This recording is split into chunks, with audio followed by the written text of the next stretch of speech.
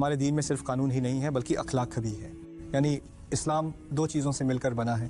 ایک احکام اور قوانین، دوسرا اخلاق، کردار اور ادب. کچھ کام ایسے ہوتے ہیں جن کے بارے میں کوئی مفتی صاف کہہ سکتا ہے کہ یہ غلط ہے، اس پر فتویٰ دیا جا سکتا ہے، اس پر شریعت کا حکم موجود ہوتا ہے، یہ دین کا قانونی حصہ ہے.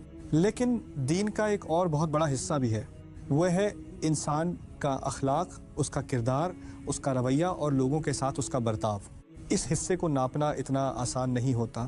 اس کا اصلی حساب انسان خود کرتا ہے، اور کبھی کبھی وہ لوگ کرتے ہیں جو سچے دل سے اس کے قریب ہوتے ہیں. اس لیے ان دونوں چیزوں کو سمجھنا بہت ضروری ہے. کیوں؟ کیونکہ کچھ لوگوں کے لیے صرف قانون ہی سب کچھ ہوتا ہے. وہ کہتے ہیں جب تک یہ حرام نہیں تب تک سب ٹھیک ہے. بس ان کی پوری سوچ یہیں تک ہوتی ہے. مثلاً کوئی نوجوان پوچھتا ہے، میری امی کہتی ہیں کہ رات کو دوستوں سے میسج پر باتیں مت کیا کرو، کیا رات کو میسج کرنا حرام ہے؟ اس کی پوری فکر صرف یہ ہوتی ہے کہ کہیں کوئی حرام کام تو نہیں ہو رہا. یہ نہیں سوچتا کہ یہ بات ادب، احترام اور اچھے اخلاق کے خلاف تو نہیں. اگر آپ کہہ دیں نہیں یہ حرام نہیں ہے تو وہ کہے گا اچھا پھر تو میں کر سکتا ہوں. یعنی اس نے پورے دین کو صرف حرام اور حلال تک سیمت کر دیا.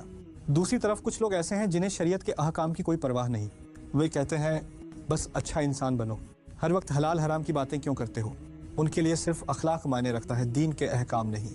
یعنی ایک طرف وہ لوگ ہیں جو صرف قانون دیکھتے ہیں اور دوسری طرف وہ لوگ ہیں جو صرف اخلاق دیکھتے ہیں. لیکن اسلام ان دونوں کے بیچ توازن سکھاتا ہے. ہمارا دین صرف قانون کا نام نہیں اور صرف اچھے اخلاق کا نام بھی نہیں، بلکہ دین ان دونوں کا خوبصورت میل ہے. جب شریعت کے احکام اور اچھے اخلاق ایک ساتھ جمع ہو جائیں تب دین اپنی پوری خوبصورتی کے ساتھ ظاہر ہوتا ہے.